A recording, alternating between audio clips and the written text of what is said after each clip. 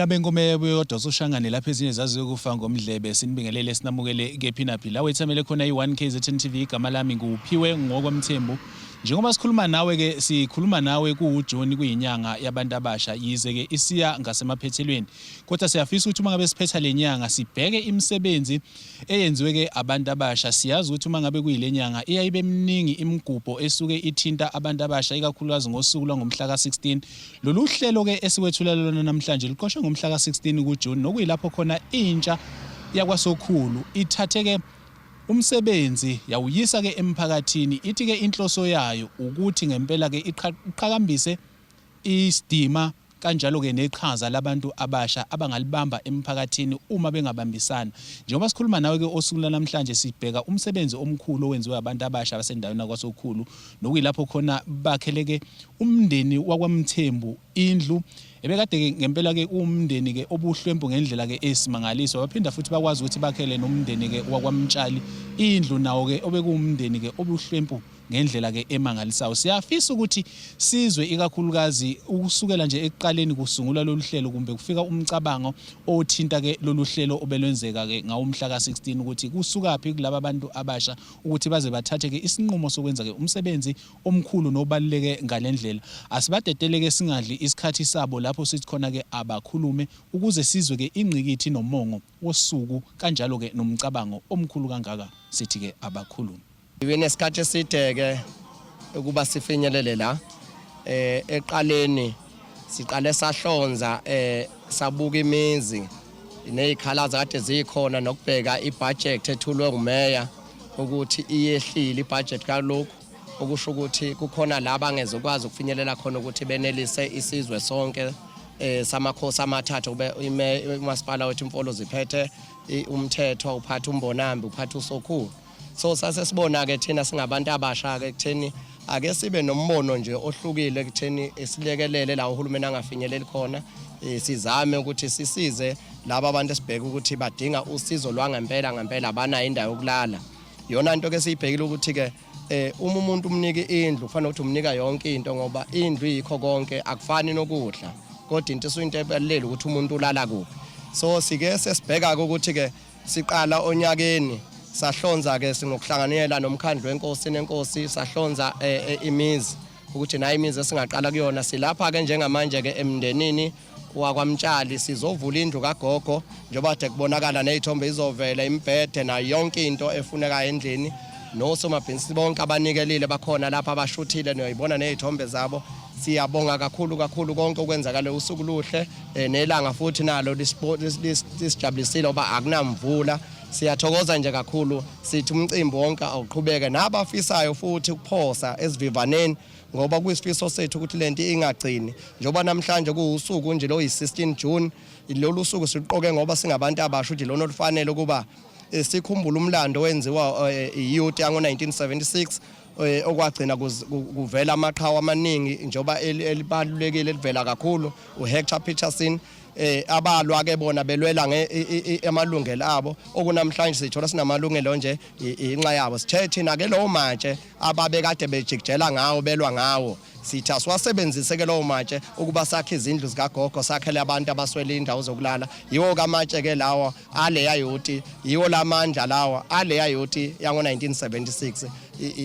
ilokho esikubongayo umsakazi nethuba nje nesibalona ukuba lo msebenzi ongaka ubonakala isizwe sonke. Siyathokoza baba. Kwelike ngempela sesizwile okuyiyona nto eholele ekutheni kuze kufike ke kulomcabango ngempela ke ogcine ke uthela izithelo ke ezinhle ngalendlela okuhlanganisa ke kakhulu ke nosomabhizinisi. Sibabonge ngeqhaza labo kodwa ke asedlulele kubona abathe bahlomula kulolu hlelo ngempela ke ubaba Oliver Simthembu kanjalo ke naye ke umama umtshali ozothi ke abazothi ke besilandise ukuthi ngempela ke lokho okwenzekile kuyishintshe kanjani ke impilo yabo uma ngabe sithi ke abakhuluma. Igama isibongo ngulivasa kaMthembu. Nasengibonga nje indlela engenzela ngayo umphakathi waSokhulu nabo umsana laba kuyibona bahamba nomtshali babuka indawo ukuthi hawo na umuntu bantu behlupheka abanye banazindlu balaya kabuhlungu. Umuntu ukwazi nami ngikhuleke namhle esola namhlanje nami kulendle benkuyo lapha. So malini ngiyabhikela ukuthi namhlanje ngazi kosa linjani. Ayiphele ngani imvula ngikwazi ukushayela umoya. Uma ivula lini ubuthongo bengabutholi ubuthongo. bamaba ngibeke amanzi la embhedeni indishi cotha amathungu anginawo amaningi uma ngikhuluma amethu ukuthi angikhali ngenze abangenzela ngayo yabo ngibonga bonke ubhutisho umtshali bonke lapha nabaphathi ngibonga kakhulu mina nguMildred wakamtshali kuward 1 eThukwini namhlanje ngizizwa ngisesibhakabhakeni esihlaza injabulo echitheka kimi iminyaka ngeminyaka ngihleli phandle nomama uma wazahamba emhlabeni sinetha singenakudla singenalutho silicela usizo kubantu singatholi indawo kwathi egcineni uNkulunkulu wafika enhlizweni yami ngakhumbula ukuthi khona abakithi ngahamba ngaya khona ngafika ngacela wathi hawu lokho singakuqala nangoMsombuluko ngavele ngangakholwa ngathi uyangichitha angavele vumeka lula kanjalo nje ngithe ngibone elangeni lesibili kwafika ingane yazoshutha wona lamahlakahlaka esilele kuwona yahamba ingane emva kweviki angekho ngisekliniki kwadlula imoto eziningi ziza lapha ekhaya ngingazi lezi imoto ezingakazi yaphi kwaqhamuka umfana wazothi shesha laba bantu abadlula ngeemoto eziningi beze ku ngacabanga ukuthi hawu ngiyaboshwa yini ngenzeni la kuthiwa khona nendoni hawu mangifika ngifice yena uMagalela lo eziningi insizwa ngabona umsane nalabanye bakagini abanye abaningi engabazi bemile egcini ngafika ngahlala phansi eduzane kwendoni yathi induna nabantu beze ku kulolu hlelo ke mbukeli sibe nenhlahla yokuthi ke sihanjelwe nayinkosi ke yesizwe sakwaSokhulu okuyiyona ke nayo ethe yaba ufakazi kwakho konke ke okuthe kwenziwa ke abantu abasha kulolu suku kulomgubho obaleke ngalendlela okuwukuthi ngempela ke ukwenza kwabantu abasha bakwaSokhulu kuyindlela ke elethe ke umlando omkhulu ezoba umakha na ku June 16 ke abalandelayo bangeminye ke iminyaka asizwe ke inkosi ukuthi ithini noma lithini ke elayo ilaka osungula namhlanje ukubongela nje abantu bayo abathe baba nenhlahla ke engaka engandele bani nayo sithola uma ngabe sithi ke abakhulume ngiyathokoza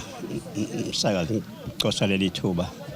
ngila esizweni sakwaSokhulu kokuqala ngizoqala ngibonge osomabhizinisi bala baSokhulu nalabo abafake isandla ngesikhathi kwakhiwa lo muzi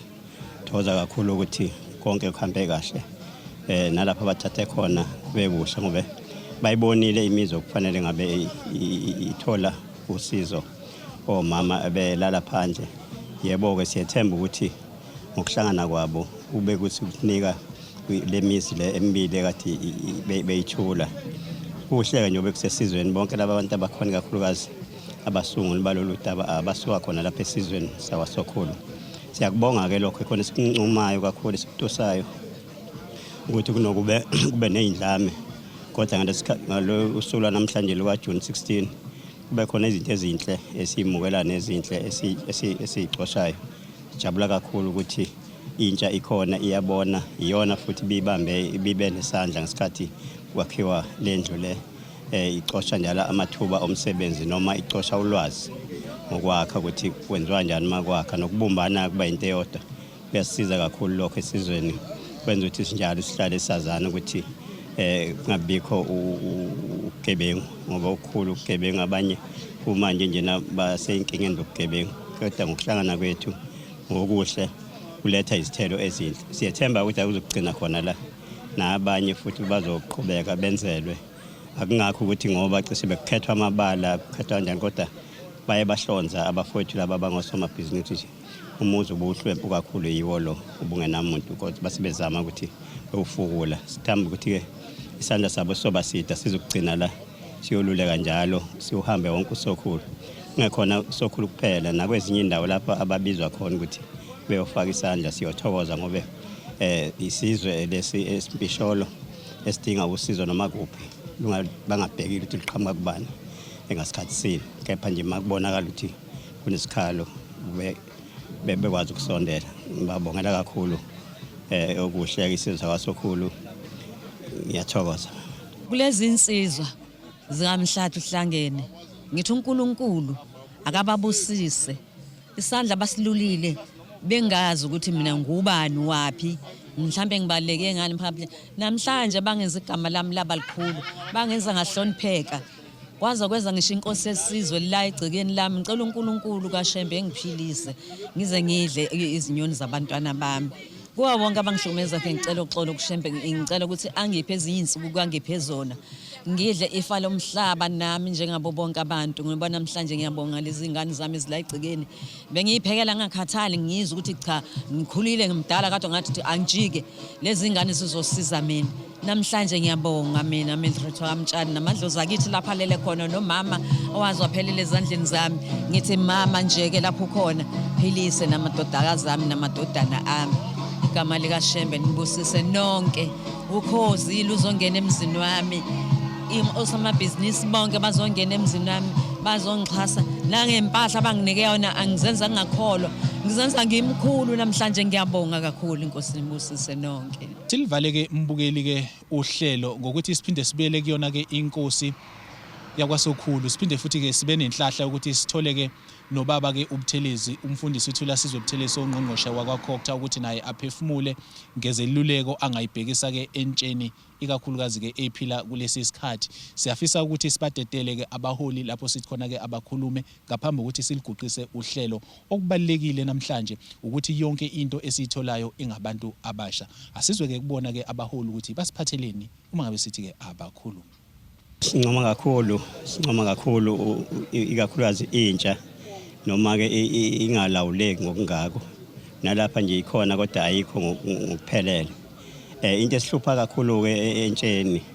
nesikhathi samanje sokuthokoza abantu abasikhathi siningi sokuthokoza basithatha ukuthi